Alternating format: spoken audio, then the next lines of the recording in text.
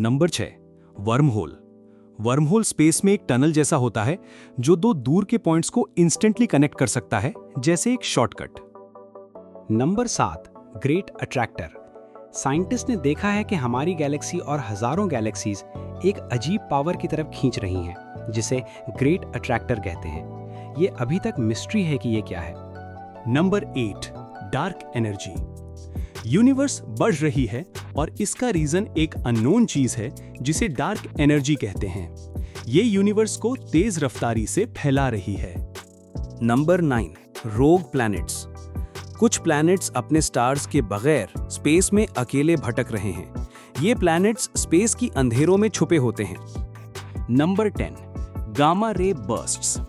ये स्पेस के सबसे पावरफुल एक्सप्लोजन्स होते हैं जो चंद सेकंड्स में सूरज की बिलियन साल की एनर्जी से ज्यादा रिलीज कर देते हैं।